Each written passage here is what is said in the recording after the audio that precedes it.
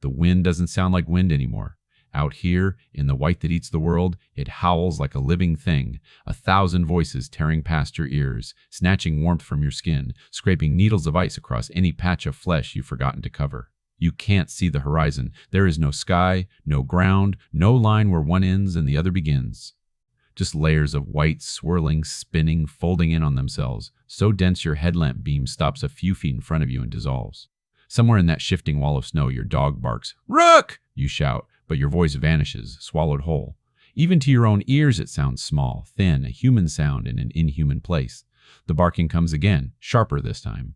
Not playful, not curious, that particular clipped, urgent sound you've heard in other lives, under different skies when he scented explosives where there shouldn't have been any, or a heartbeat under rubble that everyone else had given up on. You plant your poles, boots sinking to your shins in powder that hides old ice. Every step risks a hidden crack in the world. Your heart drums heavier than your footsteps. "Ruck! Heel! He doesn't come!"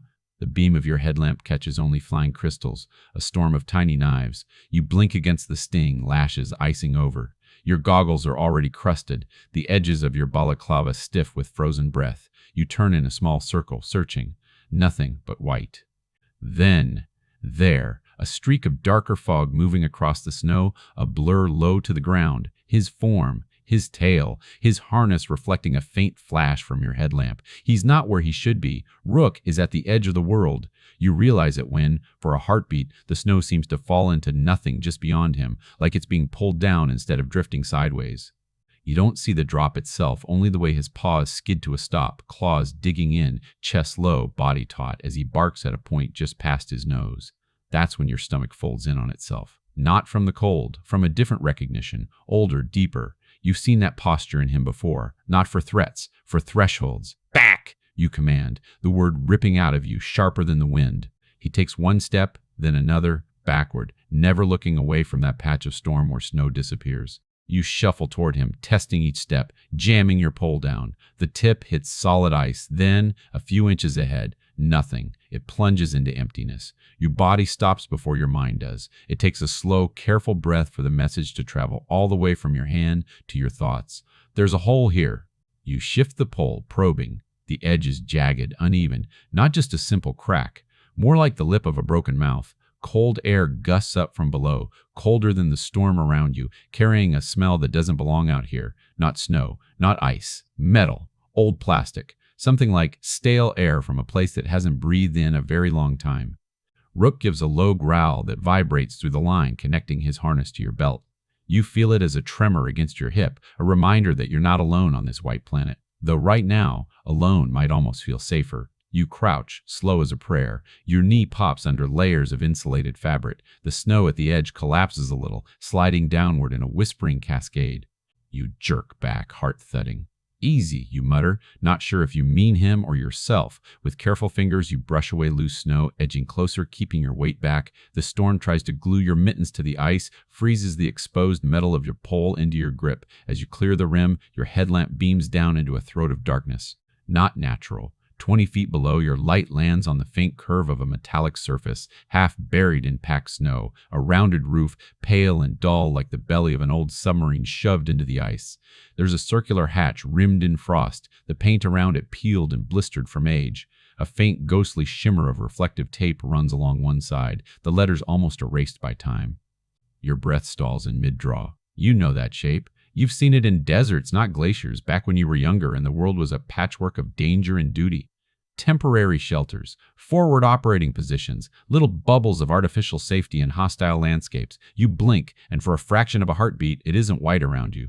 It's sand, heat, the smell of burned rubber and diesel. A different wind lashes your face, carrying dust instead of ice. A dog much younger, not Rook, pulls at his leash, nose wrinkling at the scent of explosives in a roadside pile of trash. The present snaps back like a rubber band. Your knees ache. Your fingers are numb. Rook presses against your leg, whines softly, bringing you here, now. You lean in closer to read the letters. Your headlamp flickers over them, catching just enough. Arctic, Research, Unit 4. The rest is buried in frost. You swallow, throat thick with air that tastes like metal and old secrets. There shouldn't be a research unit here, not on this route, not on any map you studied before heading out. The expedition was supposed to be routine. A guided trek across a well-documented glacier, a retired veteran ticking off something from a list he pretends he doesn't have, proving to himself that his body can still do hard things, that his mind can still occupy something other than the empty rooms of his own memories. No secret bases, no hidden hatches, no ghosts. Rook barks again, shorter this time, a sharp punctuation mark. He tugs forward, then backward, pacing the edge, glancing up at you as if to say, "This, here." You lower yourself onto your stomach, spreading your weight over the ice, inching closer to the lip. Snow seeps under your jacket. Cold worms its way along your spine. You angle your headlamp, sending the beam deeper. A ladder runs down from the hatch, its rungs crusted with ice, disappearing into shadow. Below that, you see something else. Barely. A corner of faded orange fabric, a crate stamped with symbols you can't make out from here, and a shape, human, curled against the inner wall, partly buried in rime. The sight hits you like a physical blow. Your lungs forget their job for a moment. Your fingers dig into the ice as if it could anchor you against whatever is beginning to rise inside your chest. Another body. You've seen too many. Under wreckage, in alleys, on hillsides, in places where they had no business being. You told yourself this trip would be different. Just you, the guide, the group, the miles of snow. No surprises, yet here you are, staring into a grave carved into the glacier. The wind shifts, hurling a fresh wave of snow across your back. It doesn't matter. You barely feel it. Your gaze is locked on the figure below. The head is turned slightly away, the features obscured by frost and shadow. The hair, what little you can see beneath the ice-crusted hood, looks dark. Your heart beats louder, not faster, louder. Each thump seems to echo up from the hole. You don't know why, but something in you recognizes this moment. Not the person, not yet, but the shape of the situation, the way the world goes quiet around a discovery that shouldn't exist. Rook whines again, a soft, almost frightened sound.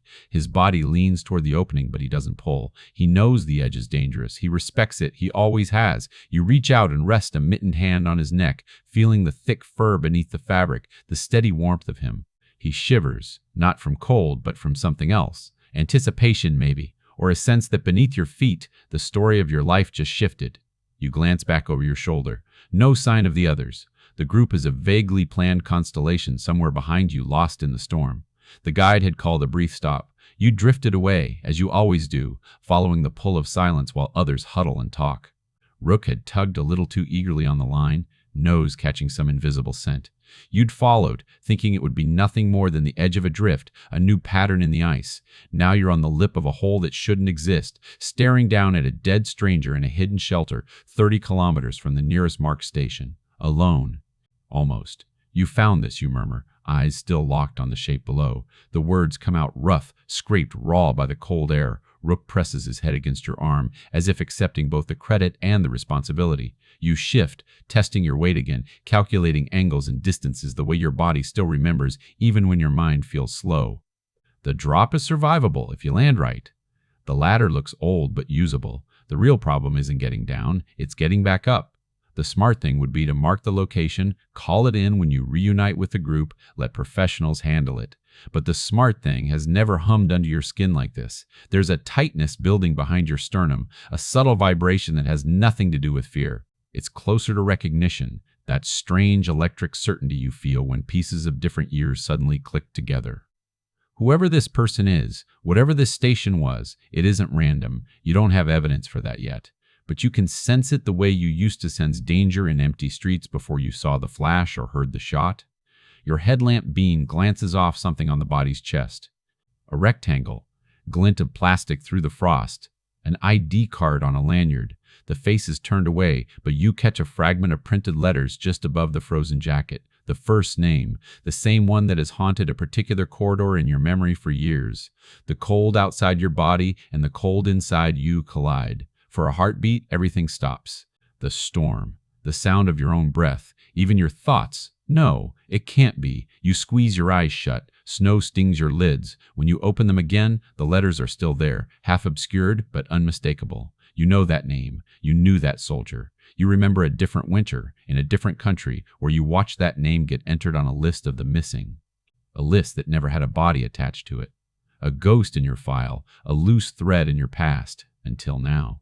The wind surges, a violent gust that rattles your bones. It seems to roar louder than before, as if the storm itself is reacting to what you've just seen. Rook barks again, short and sharp, the sound ricocheting off the ice walls below. It echoes back up at you, thinner, distorted. You lick your lips, tasting salt and metal. "Okay," you whisper, more to yourself than to him. "We're going down." The words settle into the air like a promise. You unclip the safety line from your belt, loop it around a solid-looking ice outcrop, and secure it with practiced hands. The movements are slow in thick gloves, but the muscle memory runs deep. You test the anchor, feel it hold. The storm presses against your back like a living wall, trying to shove you away from the opening. You plant your palms on the ice, edge your legs over the side, and feel the first rung of the ladder under your boot. It creaks, protesting the sudden weight. "Stay," you tell Rook, voice low but firm. He ignores the command naturally. He steps as close to the lip as he dares, front paws on the edge, head lowered, watching you with amber eyes that catch your headlamp's glow. For a second, you consider tying him off, forcing him to remain above. Then you imagine being down there with that name, that body, that unknown story, with no familiar heartbeat in the room but your own. "Fine," you mutter, but you're coming one rung at a time. You ease yourself downward, the world of storm and snow sliding slowly above you. The light from your headlamp swings, throwing wild arcs across the curved walls as you descend. Each rung pings with cold, ancient, and reluctant. Halfway down, you feel the texture of the air change. The roar of the wind softens, replaced by a muffled hush. The temperature shifts from lethal to merely brutal. You glance up. Rook stands at the top, silhouetted against the boiling white. For a heartbeat, it looks like the storm is trying to erase him, swallow him up. Then, with surprising care, he places a paw on the first rung and starts down after you. You keep moving, one rung, then another. Near the bottom, your boots crunch into packed snow. The light steadies. The curved wall of the shelter looms close now, its surface scarred by time and ice. "You turn!" The body is only a few feet away. Up close, the face is clearer beneath the frost, older than when you last saw it in your memory, but still recognizable. Lines that weren't there before trace the corners of the mouth and eyes, the kind of wear that doesn't come from age alone. Your gaze drops to the ID card hanging against the frozen chest. The letters are warped with ice, but the name is whole now, fully illuminated by your headlamp. It is exactly the name you feared it would be. The hole in the storm is one thing. The hole this moment tears in your past is something else entirely. Your grip tightens on the ladder behind you as if you might float away otherwise. Above, Rook's paws land softly on the snow beside you, his presence a quiet anchor. He presses his shoulder against your leg, steady and solid. "You weren't supposed to be here," you whisper to the frozen face. "But you know deep down that neither were you." And yet, here you both are, brought together in the belly of a glacier by a dog who refused to turn back. The storm rages unseen above, but down here, in this hidden chamber of ice and metal and memory, a different kind of weather is forming, one that will strip away more than snow. You have the sudden, terrible certainty that whatever you uncover in this buried shelter won't just explain what happened to the person at your feet. It will rewrite what you thought you knew about yourself. You don't touch the body at first. You stand over it, hands hovering uselessly in the cold, feeling your pulse throb in places you thought had gone numb years ago. The air inside the shelter is thick, not warm, but still unmoving, the kind of stale cold that settles around abandoned things. The wind outside pounds at the metal walls like a giant's fist, but down here, everything feels suspended, as if the storm above belongs to another world entirely. Rook noses your hand, breaking the spell. His breath clouds the air in small, steady bursts. He's shaking, but not from cold. You feel the tremor travel through his ribs, up your arm. "I know," you whisper. The words scrape your throat. "But there's no turning back now, not with that name staring up at you." Slowly, carefully, you crouch beside the frozen figure. The ice over the face is thin. Your light reveals the skin beneath pale, bluish, and impossibly preserved. The shelter acted like a tomb, freezing everything in place. Even time. You draw a breath you immediately regret. The air tastes like dust and old plastic and something faintly chemical. Sterilizer, maybe. Faded, ancient, your gloved fingers brush the ID card. The lanyard creaks. You tilt the badge, and the name hits you again, bright as gunfire. Savage Edge. Muh. A memory snaps open inside you like a flare. Another winter, another world, a convoy ambushed, burned metal, cracked asphalt, shouting through static. The dog before Rook pulling you toward a spot your eyes hadn't noticed yet. And Savage always smiling, always the first to volunteer for the dangerous scouting routes, vanishing into smoke and confusion. They never found a body, just an empty signal that died somewhere out in the dark. You swallow hard. The inside of your chest feels fragile, like one wrong breath might break something in you permanently. Rook steps closer to the body. He sniffs the air, then jerks back, hackles rising. His entire posture changes, ears flat, tail rigid, muscles coiled, not with aggression, but with unease. You smell something? Your voice is barely more than a rasp. He doesn't bark. He doesn't whine. He just stares toward the far wall of the shelter, where the metal curves into shadow. You follow his gaze. There's a second room, or at least an opening into one, a narrow doorway half blocked by snow and ice, like someone once dug through but stopped halfway. The wind moans outside, and the sound vibrates down through the hatch, skimming across the metal walls like a warning. You straighten slowly, every joint stiff from cold and tension. Your knee pops.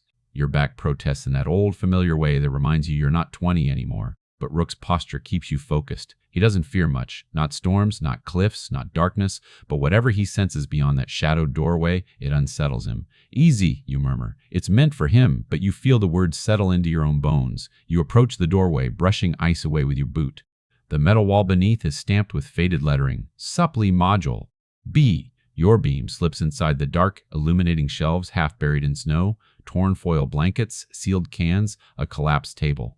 On the floor lies a cracked plastic case smeared with frost, a case like the ones used for documents, or field logs, or data storage. Rook whines again, short, soft, urging you to be careful. You crouch and pull the case toward you. The hinges shriek after years of freezing and thawing.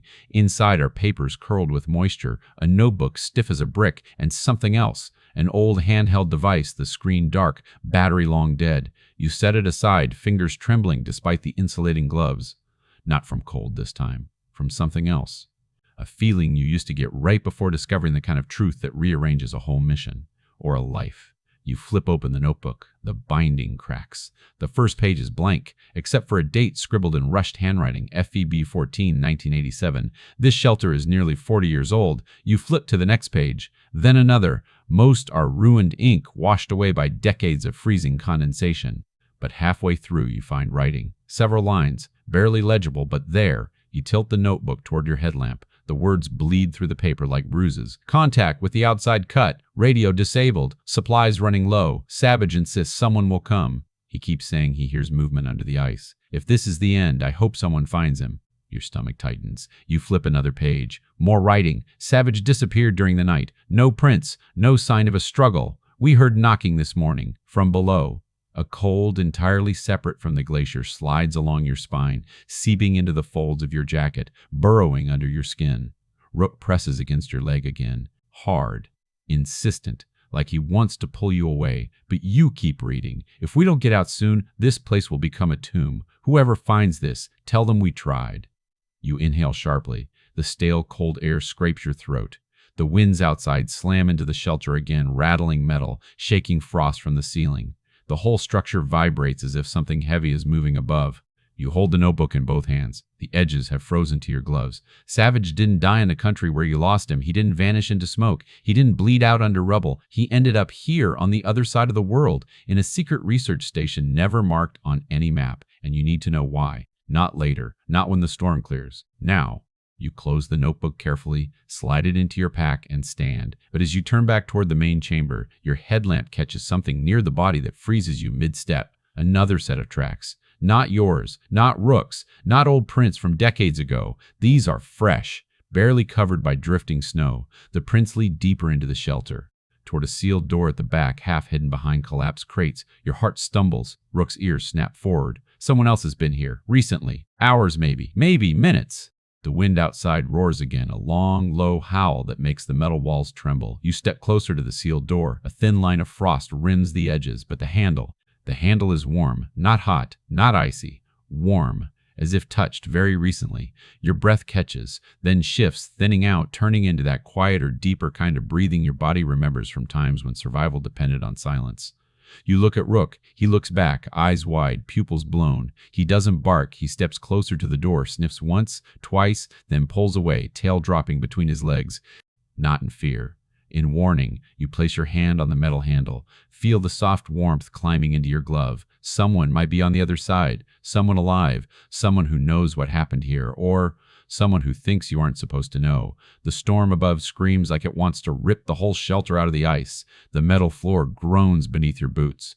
Rook presses against your leg again, his whole body silently urging you to decide. You inhale and pull. The door opens only an inch before something resists. Not a lock, not ice, something on the other side, heavy, unmoving. You pause, breath shallow, leaning your weight back so the hinges don't creak any louder. Rook inches closer, the soft pads of his paws clicking on the frozen metal floor. He lowers his head, ears flattening as he sniffs the narrow opening. A low, trembling rumble rolls up from his chest. Not aggression, not fear, recognition of danger. The air leaking through the crack is different. No chemical bite, no stale plastic. It smells older, earthier, a hint of dust, something metallic, something wrong. You widen the gap another inch. The obstruction shifts slightly, a muted scrape echoing through the room. You freeze. Even Rook stops breathing for a moment. Then silence. You press your shoulder carefully to the door and push harder. Something slides, then gives way with a bone-deep groan. The opening widens enough for your headlamp to slit through. The beam cuts across the darkness and lands on a collapsed shelving unit blocking half the doorway. Boxes strewn everywhere, shattered glass, tubes of frozen chemicals, papers like brittle leaves stuck to the floor with little fans of ice. You exhale, tension unwinding, but only a fraction. The prints in the snow weren't from metal shelving. Someone still moved through here recently. Rook steps forward, nose brushing the air again, his breath drawing small ghosts of fog. Easy, you murmur. Even your whisper feels too loud in here. You step over the threshold, boots crunching on broken frost. The room opens wider as your beam sweeps across it. Another curved chamber, but this one longer, narrower, its walls lined with storage racks and old equipment. Everything is coated in thin rime like frostbitten ghosts frozen to their last positions. You move slowly, scanning for fresh tracks. Rook moves beside you, his side pressed against your thigh, a living compass pointing toward something neither of you can see yet. A string of light catches your eye, a wire dangling from the ceiling, snapped halfway through. A faint scorch mark darkens the wall near it.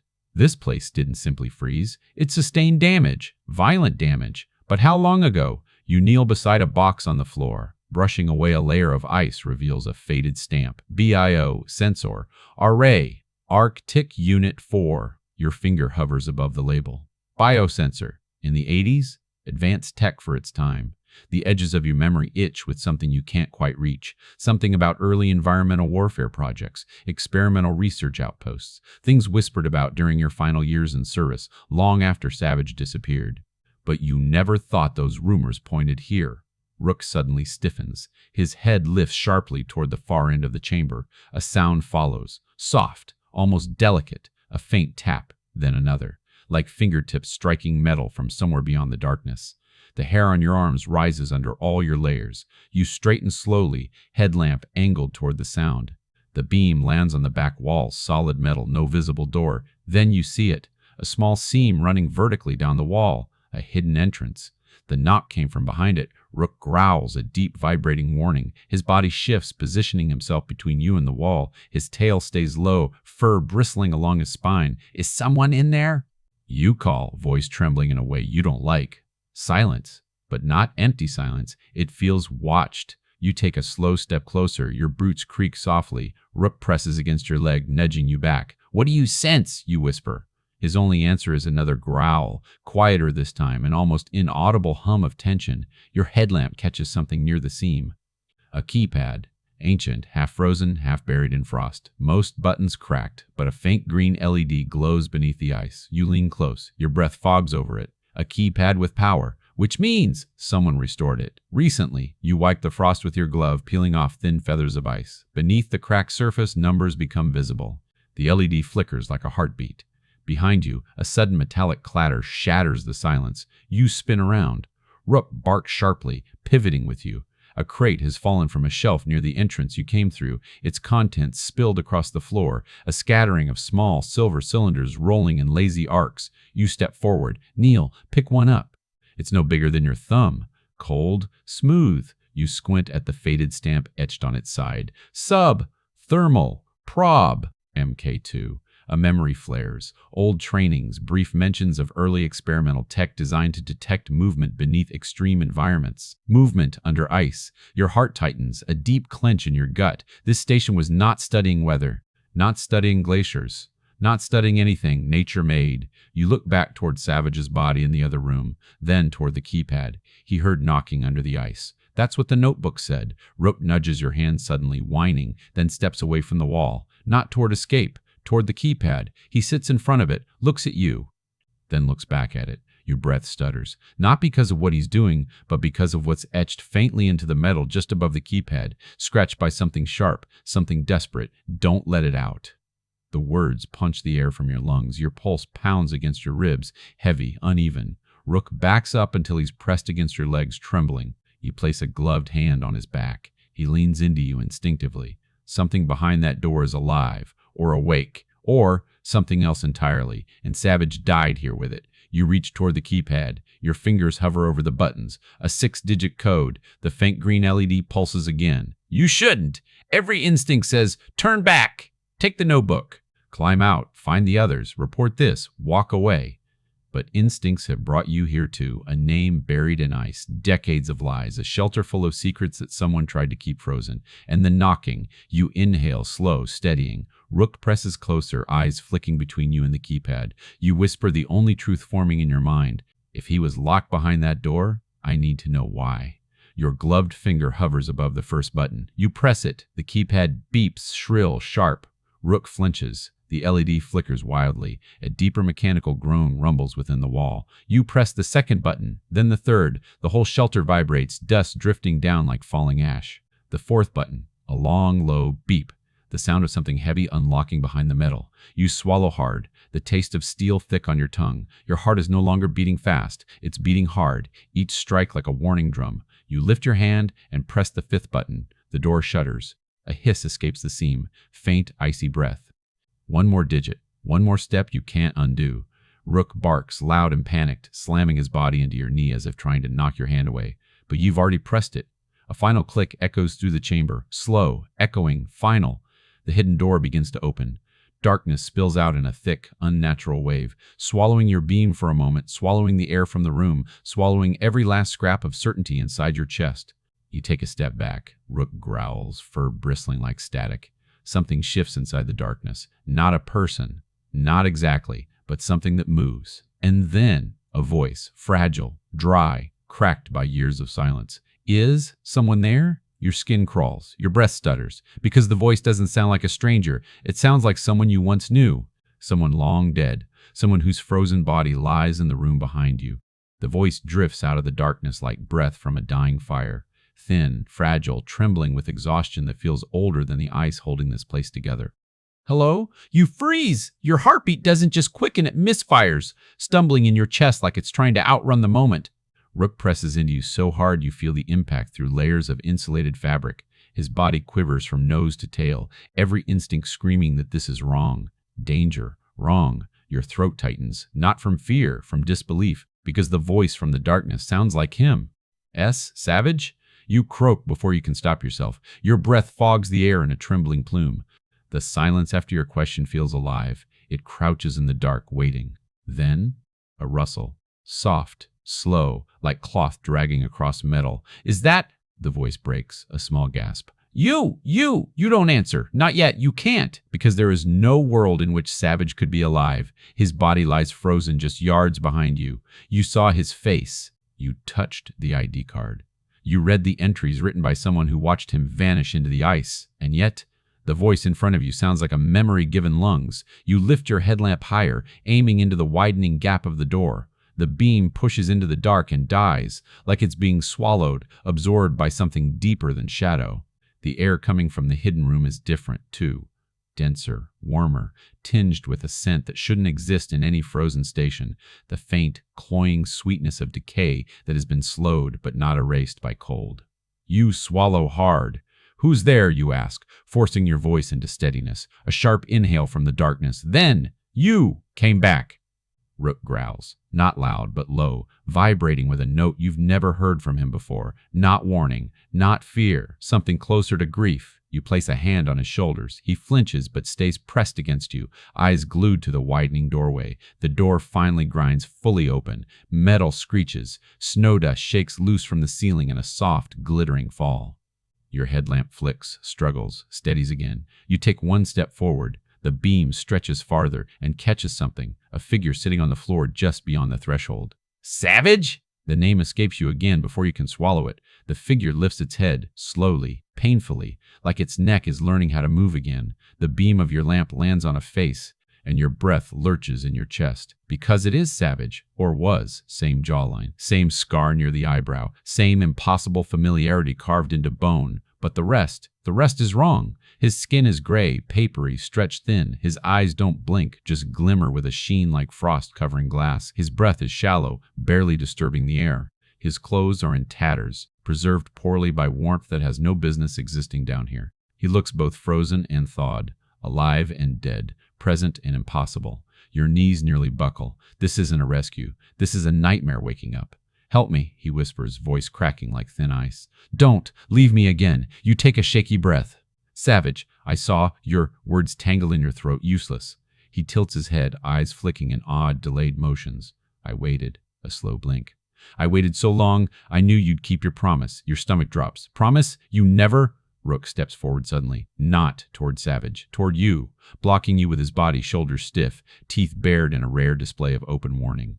"Easy," you whisper, but your voice cracks, betraying the tremor in your chest. Savage's eyes slide to the dog, and something in his expression changes, shifts, breaks. Not recognition, not fear, more like hunger, not physical, but desperate, emotional, clutching, empty. "Don't let him keep you from me," he murmurs. "You came for me. You always were the only one who..." His voice trails into a breathless rasp. His body sways forward, frail and slow, hands dragging along the floor as if he's learning the act of reaching for someone. Your pulse slams in your ears. This thing, this person, this echo, whatever he is, should not be alive. You force your voice steady. "Savage, what happened to you?" He closes his eyes.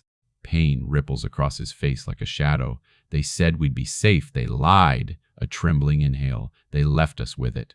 "Left you with what?" you ask. His head jerks up sharply, eyes locking onto yours with sudden clarity. Too much clarity. The voice under the ice. The words hit you like a blast of cold air straight to the lungs. Rook growls again, louder now, body trembling harder. You feel the vibration through your boots. Savage leans farther toward you, movements jerky, like something controlling a body that forgot how to move years ago. "It talked to us," he whispers, "in the vents, in the walls, in the dark." A shiver skates down your spine. This can't be real, but the notebook entries said the same thing. You swallow. Your tongue feels thick with fear. "What did it say?" He smiles. It is the worst smile you've ever seen. Too wide, too empty, stretching dry skin like cracking paper. "It said my name." A tremor ripples through your hands. Rook barks once, sharp, panicked, a single explosive warning. Savage's eyes snap to the dog again, and something cold floods his expression. Something ancient, feral, and human. "You don't think." You pull back. Instinct slams into your bones. Savage lunges, too fast, too wrong. A collapsing marionette jerked by invisible strings. Rook throws himself between you and the figure, teeth bared, growl ripping the air. The sound Savage makes when he's stopped is not human. A strangled, broken gasp that reverberates off the walls. You stumble backward, hands slamming against the cold metal wall to steady yourself. Your heart is pounding so hard it feels like it might burst. Savage stops moving. Head lowered, shoulders shaking, as if fighting something inside him. Then, in a thin, devastated whisper, "Please, don't leave me again." Your breath catches. "Because this time..." He sounds like the man you knew. Your friend, your soldier, someone who once trusted you with his life. "Help me," he whispers, "before it finds you too." You feel the floor tilt under you. Your grip tightens on Rook's harness. The world narrows to Savage's trembling form, the dark behind him, the storm above you, the terror inside you. "What finds me?" you ask, voice barely audible. Savage lifts his head, and in the glow of your headlamp you finally see it, something moving beneath his skin, a twitch, a ripple, like something alive swimming underneath frost-bitten flesh. His eyes widen, not in fear, in warning. It's already awake. The shelter shudders, a deep, stomach-dropping vibration that feels like it's coming from beneath the floor.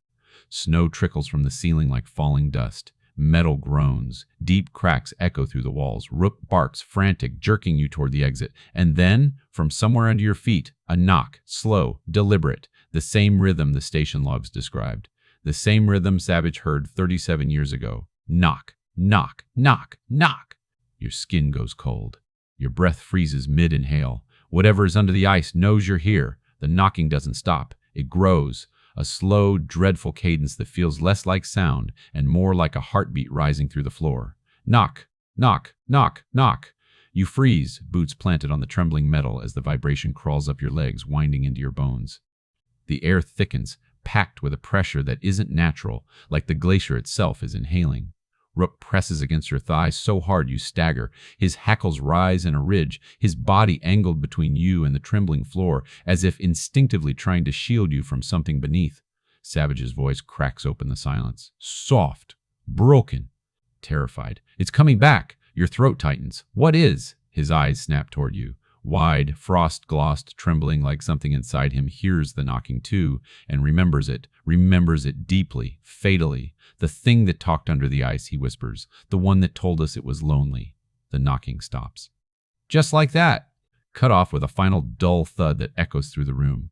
The silence that follows is worse, the kind that listens. You step back involuntarily, your heel slipping slightly on a patch of frost. Rook follows your movement in perfect sync, still positioned between you and the floor like he expects it to split open at any second. Savage sags back against the wall. His breath rattles, a sound that gurgles faintly at the end. Your stomach flips. That's not what lungs should sound like. What happened to you? You whisper, his lips part. But before he can speak, a ripple spasms under the skin of his throat. He chokes, a sickening wet sound, and clamps a hand over his mouth. You take a step forward, instinct overriding fear. But Rook suddenly lunges sideways, blocking you with a sharp, desperate bark. The sound jolts you back to reality, to the truth you keep trying not to look at. Savage is not really alive. Not in any way that makes sense, and whatever is living behind his skin is not human. Savage's hand trembles violently as he lowers it. Frost cracks around his lips. He tries to speak again, but the words come out mangled. Do not stay. Your pulse slams into your ribs. You crouch instinctively, one hand gripping Rook's harness, the other braced on the floor. What is it? What's down there? You ask through clenched teeth. Savage lifts a shaking arm and points toward the floor, toward the beating under the ice, toward the thing he says talk to them. It watches, he whispers. His voice sounds thinner, distant. It wants to know if you'll answer. Answer. The word curls inside your skull like a cold hand cupping the back of your neck. Rook growls, low and guttural, a warning that vibrates through your boots. Then, a new sound, not knocking, not vibration. A voice, so faint you almost mistake it for the wind whining through the vents. But wind doesn't speak. Wind doesn't say your name, whispered through the ice. Your heart hammers so violently you lose a second of breath. A memory slams into you without warning. The desert, decades-old heat, Savage laughing as he wrote your name on a ration box with a marker so dried the letters came out faint and gray. It's your name now, too. That same fragile drawl, that same broken syllable stretched into something longing. You shove backward until your spine hits the metal wall. What the hell? Rook barks explosively, snapping his jaws toward the floor as if he could tear the sound apart. The whisper fades. Then another comes, a different tone. Lower.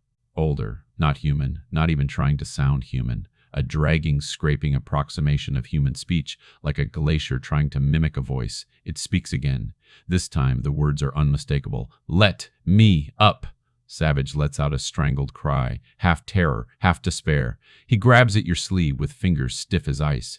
Don't listen, he gasps. You can't. You don't understand. You yank your arm free, heart thundering. Then tell me what it is. His entire body shudders, not from cold, from the thing inside him pushing. Something buried down here, he chokes out. Something they found before we arrived. A wheezing breath. Something that wanted voices, wanted warmth, wanted us. The room tilts around you. You brace a hand on the wall to steady yourself. You're saying it talked to you? He nods once, a tiny, broken motion. It said it was lonely. Your skin crawls. And then? Savage's eyes fill with tears that freeze almost instantly. It didn't want to be alone anymore. The silence that follows is suffocating. Then, something slams against the floor beneath your boots. Hard. A single, violent hit that rattles every metal seam in the room. Rook yelps and leaps backward, fur standing completely on end. Savage screams, a raw, guttural sound that tears out of him as if ripped from his lungs. His body collapses forward, then seizes, his limbs jerking unnaturally. Savage! You shout, reaching forward. But Rook slams his body into you, knocking you off balance. You hit the floor hard, palms stinging through gloves. Your headlamp rattles against your chest. Before you can push yourself up, Savage's body spasms again, and something moves beneath his skin. Something large, something pushing up from inside. Your guts twist. Rook barks, terrified, trying to wedge between you and the thing convulsing on the ground. Savage lifts his head, slowly, painfully. His lips tremble as he forms words he can barely shape. It wants you. You scramble backward, boots slipping on frost. The air thickens, the same pressure as before, but stronger, climbing up your legs, crushing your chest. Savage's head jerks violently to the side. His jaw clenches, his spine arches. Then he stops moving, dead still, silent, face slack, eyes glazed. You don't breathe. You don't blink. Rook whimpers, low and terrified. Your hand finds his harness and squeezes hard. Savage? No response, no breath, no tremor, no life, just stillness. Then his head snaps toward you so fast the sound cracks through the room. A grotesque, puppet-like motion. A voice crawls out of his mouth, wrong, multi-toned, layered, as if more than one throat is speaking through him. Open the way! The floor beneath you booms, louder than before, a seismic, thunderous strike that sends a spiderweb of frost cracking outward. Rook howls. You choke on your own breath. The metal groans as if pulled from below. One thought cuts through the panic. Clean, urgent cold as the glacier itself. You need to get out. Now! You don't think! Your body moves before your mind catches up, scrambling backward across the frost-slick floor as the metal beneath you heaves again. A deep, wrenching groan like a creature stretching after a long sleep. Rook is already ahead of you, barking wildly, his nails scraping against the metal as he tries to pull you toward the exit. His whole body trembles with an urgency you feel through the harness tugging at your fist, but the door you entered through suddenly slams shut.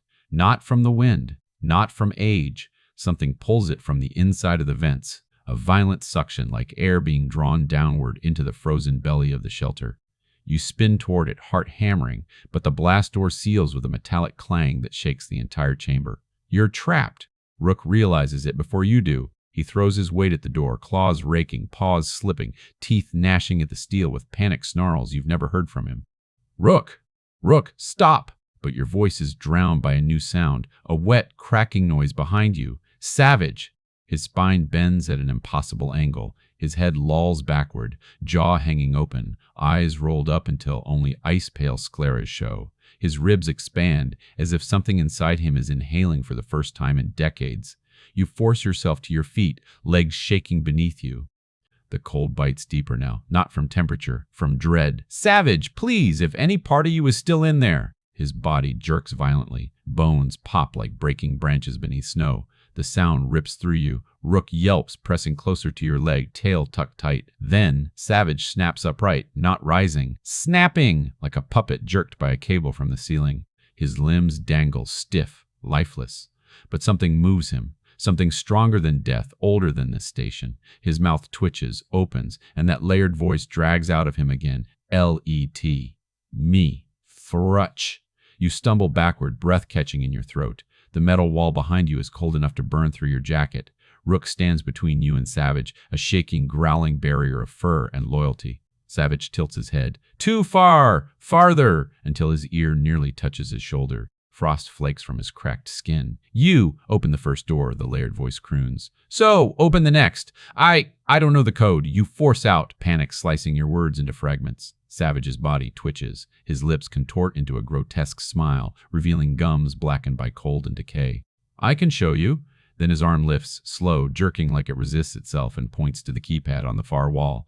The seam of the second door glints faintly. The one you opened earlier, except you didn't open this one. This one is deeper in. A different panel, a different chamber, a deeper secret. Rook barks sharply, teeth bared. Even he understands. Opening that door is death. No, you say, voice shaking but loud. I'm not opening anything. Savage's head snaps back to center with a sickening crack. The voice drops into something colder, a frigid mimic of kindness. You came here because you wanted truth. You feel your pulse stutter. He isn't wrong. The truth dragged you down that ladder. The truth brought you into this sealed, rotting chamber. The truth stood before you wearing the face of a dead man. And truth, the voice purrs, wants you too. The floor trembles, a long rolling shift like the glacier stretching, shuddering. Snow drifts from the ceiling in thin white sheets. Frost fractures across the walls like spreading veins. Rook lunges forward unexpectedly, barking right into Savage's face.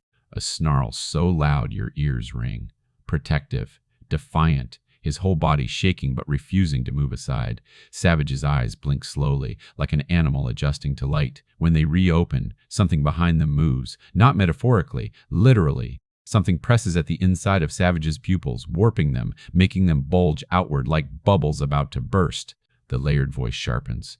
Move the animal! Your chest tightens. The command hits you with a primal terror because whatever is speaking doesn't see Rook as a threat. It sees him as an obstacle, a small one, easily removed. You drop to your knees, arms wrapping around Rook's chest as he snarls and thrashes in your grip. You whisper into his fur, words you don't remember choosing, but words that come out of some desperate instinct. "Don't you dare leave me! Not now!" The floor bucks again, hard. You slam sideways into the wall, shoulder blazing with pain. Rook yelps as you both slide across the frost-slick steel. Savage staggers but doesn't fall, his body held upright by something inside him. The layered voice lowers to a hiss that curls along the walls like steam. "You know the truth now. You've heard it, felt it." A pause, a breath, a smile tearing across dead flesh. "You belong to me." Rook barks again, not fear. Defiance. He lunges once more, almost slipping from your grip. Every hair on his body stands up in a trembling ridge.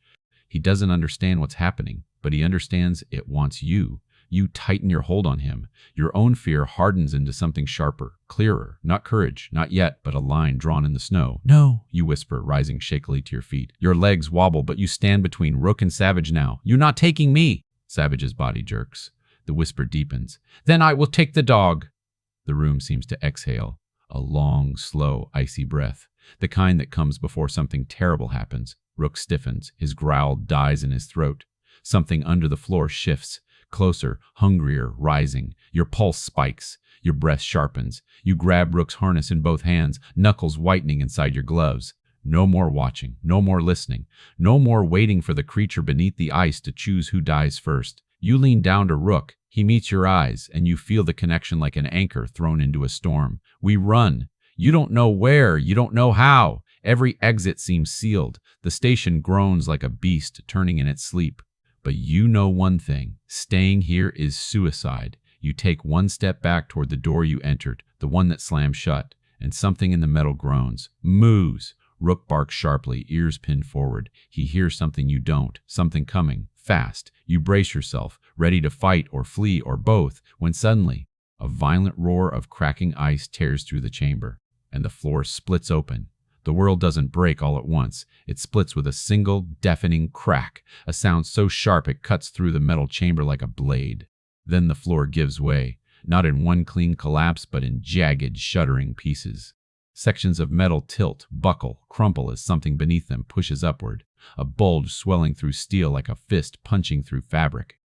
Rook launches himself toward you, front paws colliding with your legs as the two of you skid dangerously close to the widening fracture. Your hand slams into the wall to steady yourself. The wall is shaking. Everything is shaking. "Move!" The word tears from your throat, half command, half prayer. Rook responds instantly, spinning toward the nearest stable patch of floor and yanking you after him with every ounce of strength in his compact, shaking body.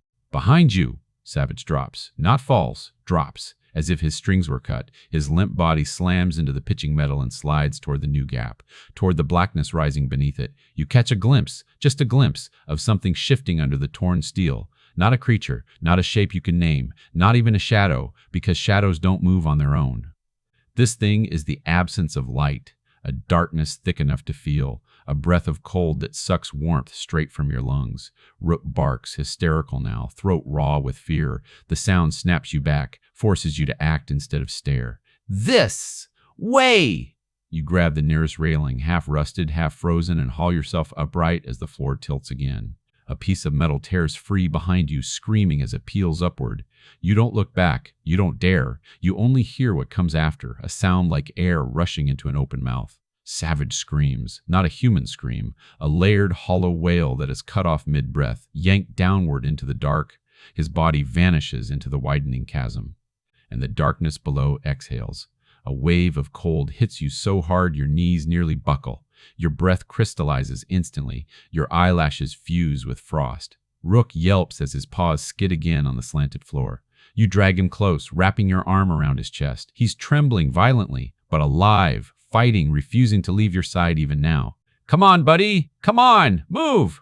The two of you scramble along the tilted chamber, slipping, clawing, sliding on your elbows when your boots lose traction. The metal groans, splitting further under your weight. Behind you, the dark thing shifts. You hear it. You feel it. A deep, dragging pulse beneath the glacier like an ancient heartbeat picking up speed.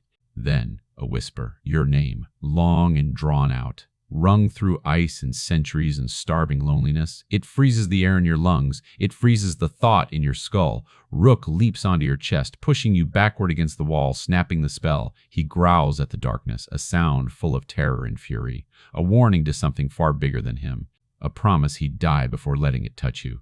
Good boy, you breathe, throat tight. Stay with me. There's only one way out now, the maintenance ladder that runs up the curved far wall, half obscured by pipes and frost, the one you barely noticed earlier, a vertical escape, the only escape.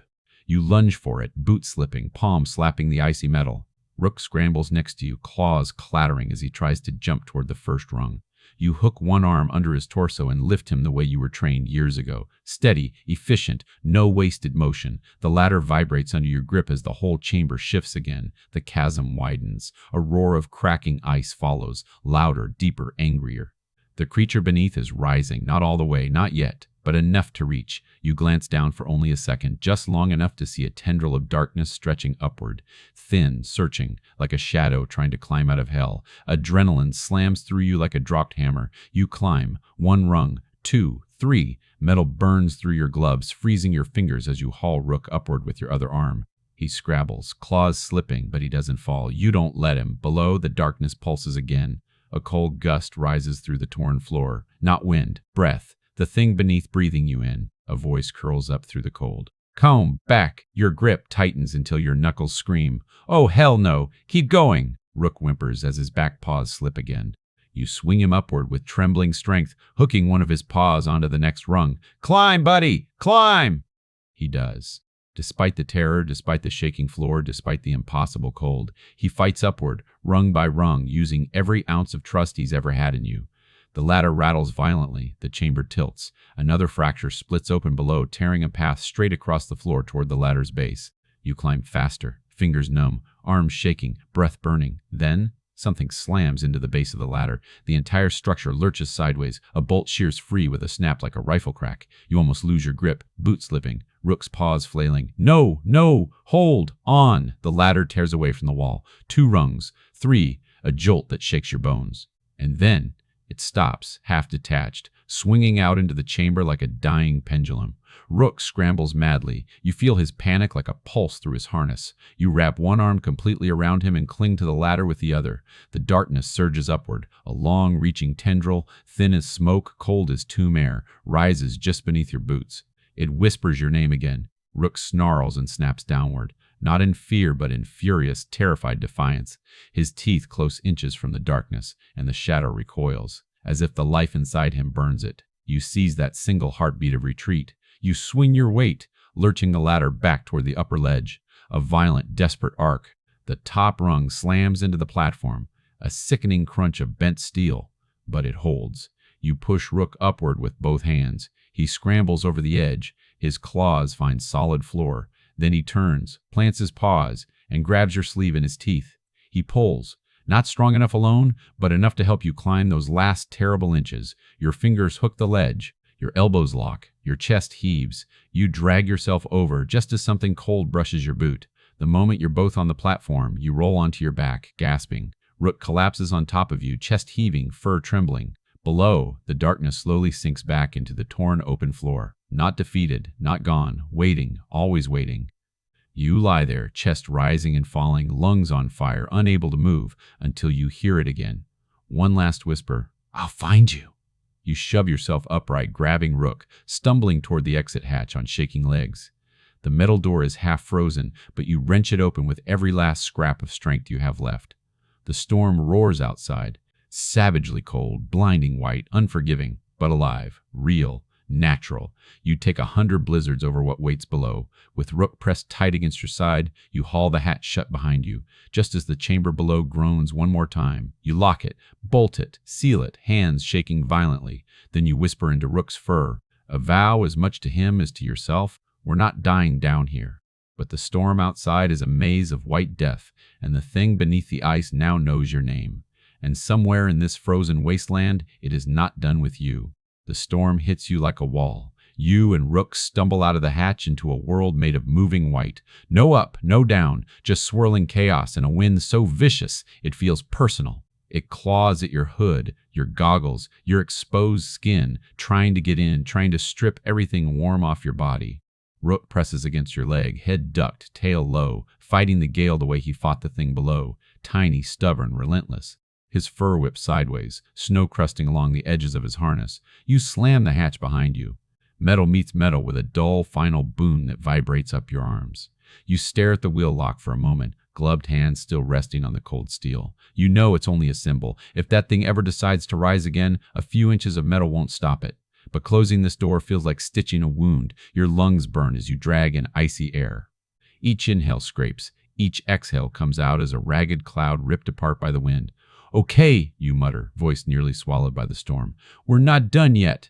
Rook leans into you, chest heaving, eyes barely slits behind the ice forming at the corners. He blinks rapidly, then looks to the left, then to the right, then back at you, as if waiting for direction.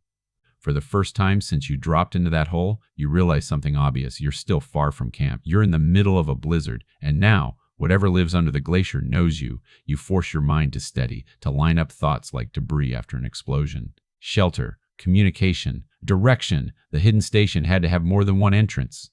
The hatch you used is just one wound in the ice. The original access point should be above ground somewhere nearby. A structure, an antenna, a vent, anything. You sweep your headlamp through the white. The beam gets devoured by the storm, but you catch glimpses, broken snow ridges, jagged blue ice, the faint shadow of a raised drift. Rook suddenly tugs at the harness. "Hard! Where?" You shout over the wind. He doesn't look back. He angles his body and leans into the pole, nose low, moving toward something only he can smell. The leash goes taut. You let him lead. Every step is a fight. The snow is deeper out here, blown into uneven dunes by the wind. Your boots sink up to your shins, then your knees. Ice plates shift under the surface, creaking like old floorboards. You keep one hand on Rook's harness, the other on your trekking pole, jamming it down with each step. Solid, solid, hollow. You skirt the hollow. You don't look down. The wind roars directly into your face now, needling your cheeks, seeping through seams you thought were sealed. It sounds like 100 voices screaming at once. But underneath the roar, threaded through the storm, there's another sound, whispering. Your name again, so soft you could almost pretend you imagined it. Not from below this time, somewhere ahead, somewhere in the white. Rook slows, his ears twitch. He looks up, then back at you, his eyes reflecting a question. "Do you hear that?" You grit your teeth. "Keep going," you tell him. He obeys. The vague shape you'd glimpsed grows clearer, a humped mound half buried under snow, rising from the glacier like a frozen whale's back. At first, it looks like just another wind-carved drift. Then your headlamp catches a line. Straight. Perfect. Too clean to be natural. You hack at the drift with your pole. Snow cascades away, revealing a curve of metal beneath. Red paint flakes off under your glove, clogging your fingers with frozen crumbs. A dome. Half collapsed, half buried. The original entrance. Rook barks once, sharp and hopeful, as you uncover a narrow door inset into the curved metal. The frame is distorted, warped from pressure and time, but it's there. A rectangle of promise in a landscape of nothing. You grab the handle. It doesn't budge. Frozen solid. You plant your feet and pull harder, every tendon in your arms screaming. The metal groans. Ice cracks along the edges. "Come on," you snarl at it. "At the storm, at the thing below, at yourself. Open!" Rook braces beside you, paws digging into the drift like he can lend weight. Finally, the seal breaks. The door tears inward, sending a wave of ancient, trapped cold washing over you. Different from outside, still heavy, studded with the faint scent of dust and plastic. You and Rook slip inside. The blizzard's roar dulls to a muffled howl. You slam the door behind you, leaning your back against it. The quiet that follows isn't silence. It's the skeletal rattle of old vents, the soft drip of condensed moisture, the creak of settling metal. You're in a cramped access corridor. Frost feathers coat the walls. Pipes hum faintly overhead, patched with old tape and newer clamps. Backup power. Someone restored it, maybe recently. You push off the door and move forward. Rook at your side, his nails tapping softly on the metal grate floor. The corridor bends, then opens into a wider room. Your headlamp swings across. Old lockers, a bench, abandoned gloves, a cracked mirror, then, barely glowing in the far corner, a panel of lights. Green, yellow, one angry red. Rook trots toward it without hesitation. He stops in front of a console, looks back at you and barks once. "Yeah," you say, voice rough. "I see it." You cross the room, boots crunching on bits of ice and broken plastic. The console screen is dim, but not dead. A tiny backup battery indicator blinks at the corner fighting, just like everything else in this place. You brush frost away, fingers trembling. Text flickers into view, jagged and incomplete. Air tick Unit 4. CO comes. Your throat tightens. A way to call out. Maybe. Rook presses his head against your hip, leaning into you as if grounding your shaking body. You tap a key. The screen stutters, then coughs up a menu. Half the options are corrupted gibberish, but one icon remains clear. Logs, transmission history. You hesitate. Part of you wants to skip everything and find the distress beacon, slam your hand on it, and pray someone hears. Another part knows, if you don't understand what you're standing on, what's underneath you, you may lead more people straight into it. You select LOGS. The screen shifts, lists of dates and timestamps crawling down the display. Years. Decades. Recent entries tacked onto old ones like frantic post-its. Rook sits beside you, eyes fixed on the door as if standing guard. You open the last complete log. The text scrolls slowly, segments missing, but the meaning bleeds through. Subject, subglacial anomaly. Initial contact, acoustic, vibrational response to drilling. Behavior, mimics simple patterns.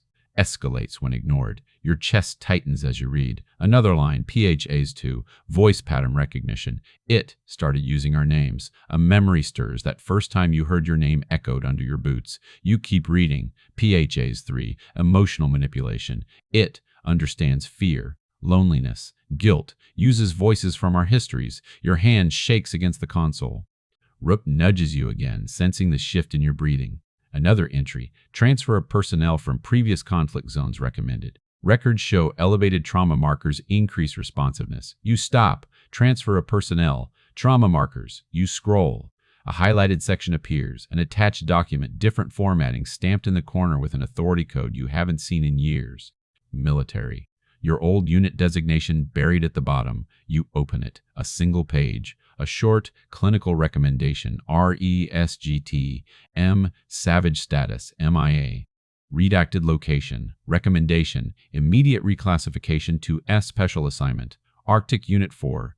Rationale, subject demonstrates strong loyalty bond to redacted, high resilience and trauma signatures, ideal for acoustic emotional interface.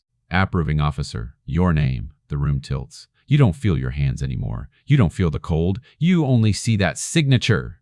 Your signature, flickering on the screen, burned into pixelated light. You stumble back from the console as if it struck you. Your shoulder hits a locker. It rattles, showering you with frost. Rook jumps up, front paws on your chest, eyes wide, whining softly. You stare at him, vision blurring. You signed it. Somewhere in that endless blur of war and paperwork and too many dead faces, you signed the transfer that sent Savage here. Not a rescue mission, a rerouting, a sacrifice dressed up as reassignment. You were told he'd been found. You were told he'd be taken somewhere safe for further evaluation. You never asked where. You didn't want to know. Guilt, long buried under years of numbness, slams up through your ribcage so hard you almost fold. The thing under the ice knew that. It touched that nerve the second your boots hit the metal floor. It wore Savage's voice like a mask because it knew you'd follow it. Your vision blurs. You squeeze your eyes shut, and the storm in your mind explodes into memory. A hot tint, a stack of files, a clipboard in your hand, signatures, names, one more paper in a pile you never wanted to read too closely. Savage's name, your pen. A choice you pretended wasn't yours. You drop to one knee, hand over your mouth. A raw, ugly sound claws at your throat. Rook presses into you, head under your chin, body solid and warm and absolutely present. His heart thumps against your chest in frantic little bursts. You grab his harness like it's the last real thing in the world. Your forehead presses into his fur. For a moment, you let the grief break open, a silent howl that never makes it past your lips. The console beeps. You jerk your head up. The screen has changed. Lines of text glitch, warp, rearrange themselves. A new message types across the display. Slow, deliberate, letter by letter. W.E. Waited for you. Your stomach drops. Another line appears. W.E. Showed you truth. Your pulse hammers. B. What you are. The cursor blinks. Then open the rest. The faint hum in the walls rises, vibrations tickling your boots. Below you, deep beneath steel and ice, something stirs again. Not as violently as before. Not slamming, not splitting, just rising. Rook growls, eyes fixed on the floor. The thing doesn't need the lower chamber anymore. It has another route, through vents, through fractures, through every crack this place has grown over decades. It's not just under you, it's around you. You stand slowly, Rook pressed so tight to your leg he might as well be part of you. You're shaking, but the shake begins to change. The edges of terror harden into something sharper, cleaner. It wanted you broken by the truth. It thought guilt would make you obedient. It doesn't understand that guilt can become something else. Resolve. You look back at the console. If it can type on the screen, it's already in the system, already talking through wires, circuits, rusted metal bones. You can't stop it with a closed door. But maybe, just maybe, you can trap it deeper. You scan the console again. Below the log icon, half glitched, you catch another label. Thermal override, sequence, your heart beats harder. A controlled meltdown, a last-ditch protocol, not for evacuation, for burial. You tap the icon. An error screen flashes, then clears. A list of conditions scrolls by. Structural collapse risk, extreme, personnel survival probability, 12%, recommended, authorization, only under terminal, threat, the floor hums louder. The vent above your head moans as if something is crawling through it. Metal creaks impossibly close. Terminal threat. You huff out something that isn't quite a laugh. "Buddy," you whisper to Rook, "I think we qualify." He whines softly, staring up at you, eyes dark and wet and so heartbreakingly alive. The console blinks. "Authorization! Required approving officer!" A name field pulses at the bottom. Your name appears automatically, pulled from whatever ancient database this station still uses. The cursor waits. Somewhere deep in the station, a vent cover vibrates. Snow sifts down. The faintest whisper curls through the air, not from below now, but from the duct above you. "Don't." Not your name this time. Not Savage, another voice. Someone you loved once. The syllables are almost perfect, almost. But the timing is wrong. The little breaks, the tiny pauses, the human hesitation. They're not there. It's a recording without a heart. Rook barks up at the vent, furious. He knows it isn't real. You realize in one sharp, blinding instant, he's the only one here whose memories can't be weaponized. He doesn't understand your guilt, your past, your mistakes. He just understands one thing. You are his, and he is yours. He growls at the duct like he'd rip out the voice itself if it came low enough. Your fear steadies. Something else takes its place. You turn back to the console. Your hand hovers over the keys. Fingers numb, stiff, but determined. You speak softly, not to the thing listening, not to the ghosts it's using, but to the man whose name is carved into ice below. "I signed the paper," you say. The words feel like knives, but you let them cut. "I sent you here." Rook presses closer. "I can't change that. You go on," breath shaking. "But I can make damn sure nothing else gets fed to it." The whisper in the vents sharpens, rising, a mimicry of pleading. The lights on the console flicker, dimming, surging, fighting something in the wires. Rook barks in its face. "Again! Again!" You type your authorization. Letter by letter. Your name enters the record, the same name that damned Savage, this time used for something else. The system hesitates. Then, confirmed. Thermal override, arm delay, 15 minutes. A schematic flashes across the screen, a wireframe of the facility branching down into the ice. Heat points begin to glow at major supports. Controlled charges. Thermal drills. Everything this place has to chew itself apart and drag the creature deeper into a crushing tomb. You stare at the countdown ticking in the corner. 15 minutes. 15 minutes to get away from the blast radius. 15 minutes to outrun a blizzard. 15 minutes to survive your own decision. The vents above howl. The voice shifts again. Dozens of voices now, layered, overlapping, pleading.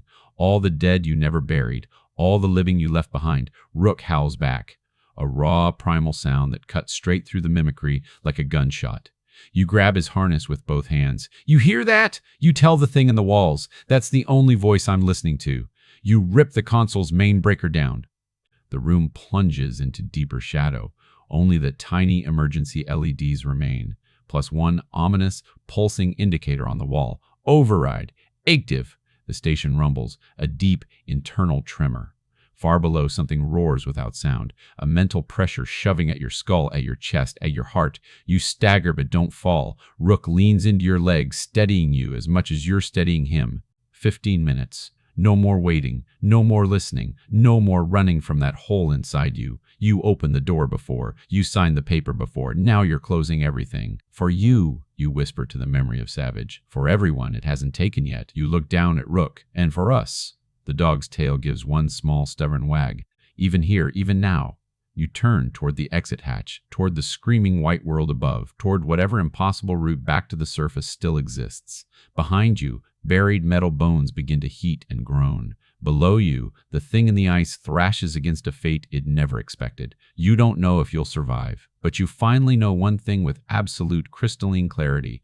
You're not leaving this glacier the way you arrived. The countdown clock lives behind your ribs now. 15 minutes, 14, 13. Your heartbeat ticks alongside every second, each thump louder than the storm waiting on the other side of the hatch. Rook stands pressed to your leg, panting clouds of steam into the cold air. His paws tremble not from fear. He'd already stared down the thing beneath the ice and barked in its face, but from exhaustion. His whole body is slicked with frost, ribs rising and falling in sharp bursts. But when you look at him, really look, you see something else there too. Determination, resolve, a tether pulling you back from the places of your mind where guilt tries to drown you. You rest a hand on his neck. His fur is frozen at the tips, rough beneath your gloves. He leans into your touch like he's reminding you, "You're still here. We're still here." The console behind you hums low, a rising heat building in the core of the station, a heat that will soon melt metal, splinter supports, and collapse everything into a coffin deep beneath the glacier. There's no time to waste. You grip the hatch wheel and twist. It jerks, frozen in place. Rook growls and throws himself against the door with a bark that echoes down the metal corridor. "I know," you mutter. "We're getting out. Just give me a second." You throw your shoulder into it. The wheel screams, turning a quarter inch. Ice flakes tumble to the floor like shattered glass. Another heave. The wheel shifts again. Your muscles burn. The timer pounds in your head. Finally, a loud metallic crack. The seal breaks. Arctic wind punches into the corridor, blasting your hood back and stinging your cheeks. Rook flattens himself against your legs as the blizzard roars in, as if trying to shove you both back inside to die with the thing beneath. But you hold your ground. You hook a hand under Rook's harness. And together, battling the gale, you step out into the screaming white. The world outside has become a nightmare without edges, a universe carved from snow and wind and pain. The storm claws at you, rips through your layers, tries to pry your fingers off Rook's harness. But Rook pulls back. He plants his paws and turns his head toward you with a single, clear look. "Trust me. Follow me." So you do. Sight is useless in this blizzard. Sound is barely anything beyond shrieking gusts. But Rook has something deeper, a compass that lives in instinct and scent and memory, something that has kept people alive far longer than machines. He tugs left. You follow. Boots plunging into snow, wind lashing every inch of exposed skin. Your breath freezes inside your scarf. Your eyelashes clump with ice. Your fingers ache, burning, then going numb in terrifying pulses. 12 minutes. 11. 10. The shelter groans behind you, a low metallic moan that vibrates through the glacier, a warning from the bones of the facility. It has begun. Heat blooms under the ice. Pressure builds. The creature below feels it. You feel it. The air trembles with it, rising up through your boots like the heartbeat of something enormous. Rook barks, once sharp, cutting through the storm. He pulls harder. Your legs burn as you push onward, leaning into the wind like fighting a river. You have no idea where he's leading you until you see it. A shadow in the white. Tall, angular, impossible. A pole, a marker pole, a route indicator. You gasp, the sound instantly torn away. But you know what this means. You're back on a mapped path. Or close to one. Rook finds another marker, then another, each one rising out of the white like a promise. 9 minutes, 8. The ground shudders again. This time more violently. You nearly fall. Rook stumbles too, but catches himself, shaking the snow from his fur. Something groans beneath the glacier, a long, bellowing sound like metal collapsing inward on itself. You don't have to look back. You know the station is starting to die. Snow swirls harder now, each gust pushing at your chest like hands trying to shove you to your knees. Your boots sink deeper, legs heavier with each step. Your breath comes in jagged pieces. 7 minutes! You force yourself to keep moving, leaning your full weight into the harness as Rook drags you forward. He's exhausted, his gait uneven, his hind legs shaking, but he never stops, not once. You pass another pole, then another. Then a dark shape forms in the storm, a structure. No, a tent. Not yours, not from the station. Your group's camp, barely visible, flapping violently in the blizzard. The guide's bright orange thermal shelter half collapsed under a mound of blown snow. You choke on a breath that feels like acid in relief. "They're here," you rasp. "They might still be alive." Rook barks, short and tired and hopeful all at once. He sprints, or tries to, pulling you the last few meters. You crash into the side of the shelter, scrambling for the zipper flap. Snow pours in as you yank it open. Inside, dim light, shifting shadows, the smell of sweat trapped in winter gear. And 3 faces staring back at you, wide-eyed, terrified, shocked. "You're alive!" the guide shouts over the storm. Their voice trembles. Not from cold, but from seeing you emerge from a place that should have killed you 8 times over. You collapse into the shelter, dragging Rook in with you. Someone zips the flap shut. Blessed, brutal quiet fills the space. Your ears ring. Your limbs shake uncontrollably. "You've been gone for hours," someone says. "What happened out there?" You open your mouth, but nothing comes. Words scrape your throat, but none reach your tongue. So you just put a hand on Rook's chest, feeling his heartbeat, fast, desperate, alive. He presses himself into your side, burying his head under your arm the way he did beneath the station when everything was breaking. You let out a long, shaking breath.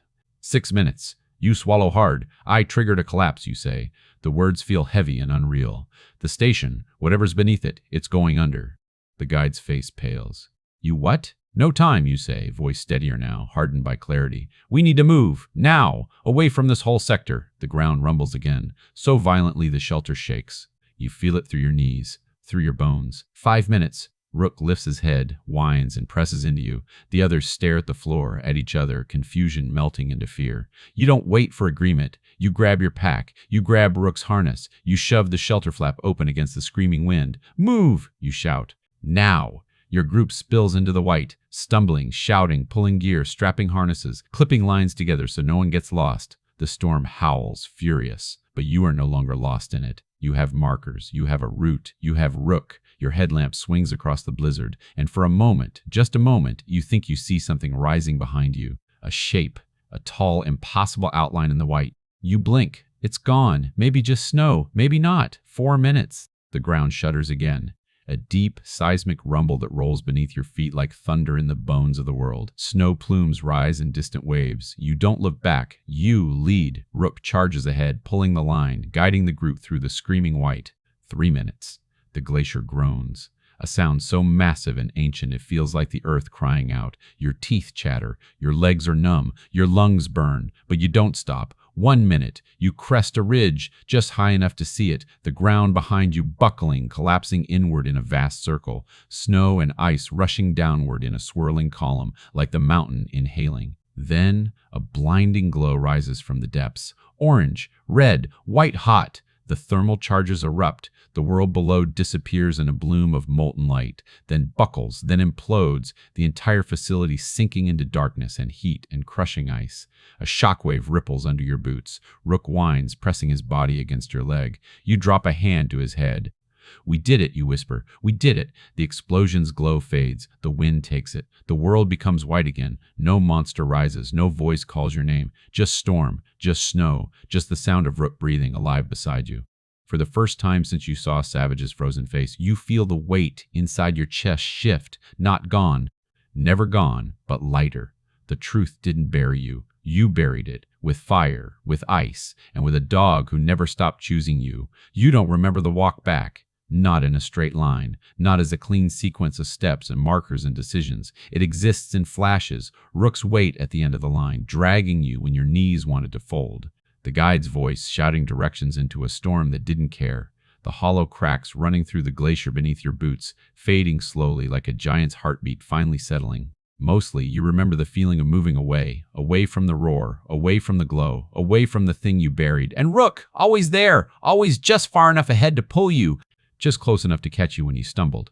Time warps. The storm becomes a blur. The world fades to white and then to nothing. When color returns, it isn't the blue of ice. It's yellow. Soft, artificial yellow light pressing against your eyelids. A smell hits you next. Disinfectant, plastic, warm electronics, coffee gone stale in a forgotten mug. Your skin registers heat, almost too much after so long in the cold. You open your eyes. The ceiling above you is metal but not frostbitten. Smooth panels, tiny rivets, a vent humming softly. You try to sit up. Pain answers, sharp and immediate, pinning you back to the bed. Someone nearby swears under their breath. Hey, take it easy. You cooked yourself good out there." You turn your head. A medic in a thermal-lined uniform leans over you, lines of exhaustion etched deep around their eyes. Behind them, a curtain sways slightly, revealing glimpses of other cots, other shapes, other survivors. "Where?" "Temporary field clinic," they say. "Extraction team picked you up at the edge of the sector. You're lucky. A few more minutes and that ground would have swallowed you." Your mind snaps back to the collapse, the glow, the sinking world. "The station?" you croak. The medic's gaze flicks to the side. Their jaw tightens. Gone, they say quietly. Structural failure, full subduction. It's under about 80 meters of ice and rock now, maybe more. Your lungs pull in a tight, painful breath that still somehow feels deeper than any you've taken in years. Gone, buried. A small, raw laugh scrapes up your throat. It hurts. You let it hurt. The medic watches you for a second, trying to decode that sound. Then their expression softens. You did that, didn't you? You don't answer. You don't have to. Because they add, almost under their breath, we picked up the residual thermal signatures. That wasn't an accident. Your gaze drifts past the medic, past the curtain, searching for one thing. Where's my dog? The medic smiles. A real one this time, relief threaded through it. Out cold, literally and figuratively. He's in better shape than you, honestly. Took some frostbite on the pads, bit of strain in the rear leg, but he'll be okay. Your chest loosens. Not all the way, but enough. Can I? They hesitate, then nod. I'll see if he's awake. They disappear. You stare at the ceiling. Images tumble through your mind. Uninvited, Savage's frozen face, the notebook's words, the transfer order with your name stamped to the bottom, the darkness pushing through his skin, wearing his voice. You squeezed your eyes shut. For years, you've carried your ghosts like gear-packed wrong weight cutting into your shoulders, chafing every step, but never adjusted, just endured. You thought this trip would be a distraction, something to remind your body how to move, your lungs how to fill, your heart how to beat for something other than memory. Instead, the glacier dragged your oldest sin into the open, carved it into ice, and forced you to look. You can't change what you signed. You can't bring Savage back, but you did the only thing left. You made sure no one else would follow him under. The curtain rustles. Claws click softly on the floor. A familiar head pokes around the edge, ears still frost-ruffled, fur shaved in small patches where medics checked his skin, a bandage wrapped gently around one front leg. His eyes land on you. Whatever distance was between you in that moment, inches, meters, years, vanishes. He moves as fast as sore muscles allow, launching himself toward the bed. A tech yelps, trying to hold him back, but you lift a hand. It's okay, you rasp. Let him. Rook leaps up, not gracefully, more of an enthusiastic scramble, and lands half on your chest, half beside you. The weight knocks breath from your lungs and tears from your eyes. You bury your face in his neck. His fur smells like antiseptic and snow, and something you've come to recognize as home. His heart drums against your ribs, rapid but steady. You press your palm flat against him, like you're absorbing that rhythm for later. Hey, you murmur into his coat. Your voice cracks. Still with me? He licks your jaw, nose, cheek. Any piece of you he can get to. His tail thumps awkwardly against the side of the bed. A small, helpless sound escapes you. Too raw to be a laugh, too relieved to be a sob. The medic lets out a long breath from somewhere near your feet. Guess that's a yes, they say quietly. Later, after the initial examinations, after hot broth and painkillers and too many questions you only half answer, someone from higher up comes to talk. They stand at the foot of your bed, badge gleaming, voice measured. They ask what you saw, what you activated, what you think is still down there. Rook lies with his head across your legs, watching the stranger with heavy-lidded suspicion. You tell them the truth, as much of it as human words can carry, about the voices, about the under-ice anomaly, about Savage, about the log with your old authorization. They exchange a look with another official behind them. You recognize that look. You trained that look into people once. The "we will decide what the record says" expression. Rook's ears flick. He senses the shift in tone. Officially, the person says at last, that installation suffered catastrophic structural failure after prolonged neglect. Your actions prevented additional loss of life. Officially, the word tastes bitter. And unofficially, you ask? They hold your gaze for a long, quiet moment. Something haunted flickers there. Maybe they read enough logs to see a flicker of what you did. Unofficially, they say slowly, you buried something that shouldn't have been woken up in the first place. The conversation ends there. There will be more reports, debriefings, attempts to lock your story in a box and drop it where no one else can find it. But deep under the ice, deeper now than it has ever been, a thing that learned sound and guilt and names has been sealed in a crushing tomb of rock and melt and refrozen strata. Maybe nothing can kill it. Maybe nothing can reach it anymore. Either way, you did what you could. Days pass. The field clinic becomes a staging point. Survivors cycle through. Rook's paw pads heal slowly, pink and tender beneath the salve. His gait evens out. His eyes never leave you for long. You wake from dreams of knocking only to feel him pressed against your legs, his quiet weight reminding you that you're no longer alone in those memories. When they finally clear you for departure, the sky is clear for the first time since the collapse. You step out of the prefab clinic into a world of sharp blue and bright white. The wind is still cold enough to sting, but today it only brushes your cheeks instead of trying to flay them. Rook bounds through the snow beside you, more careful now on his healing paws, but still full of that stubborn, undiluted joy. He stops at the edge of the safe zone, nose lifting, sniffing the horizon.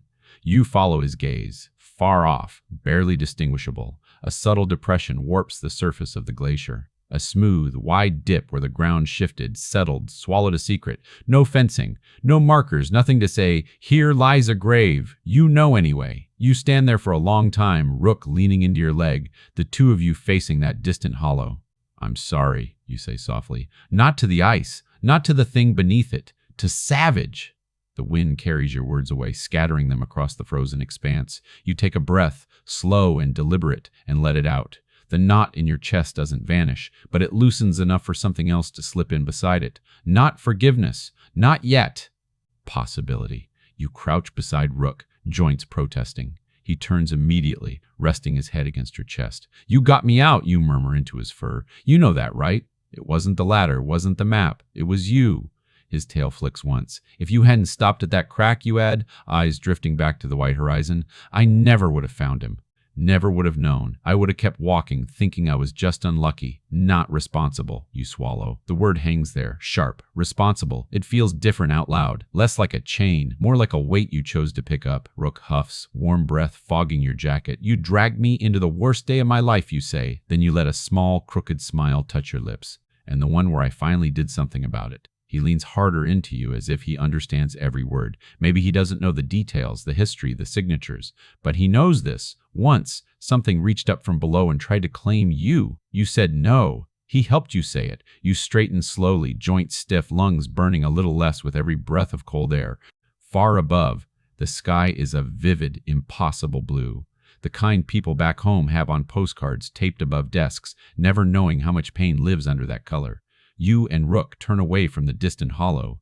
There's nothing more for you there. Your path now leads off the ice, back to places with trees and rain and air that doesn't cut your skin. Back to nights where the only thing knocking will be a branch against a window or Rook's tail hitting the wall as he dreams. As you start walking, Rook nudges your hand with his nose. You let your fingers slide through the thick fur along his neck.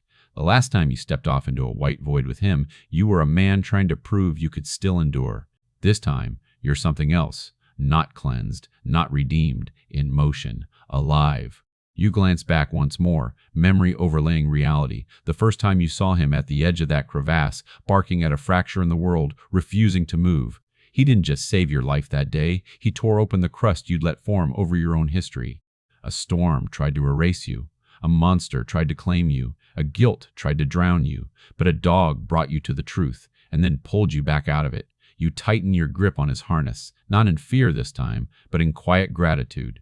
"Let's go home," you say. He answers by bounding ahead a few steps, then turning to face you, tail swaying, eyes bright, waiting for you to catch up. You do. Together, you walk away from the glacier, leaving behind a buried station, a sealed horror, and a name carved in ice, carrying with you the only thing that mattered all along, the choice, finally, to live with what you've done instead of letting it live in you. And the dog who refuses to leave your side while you learn how.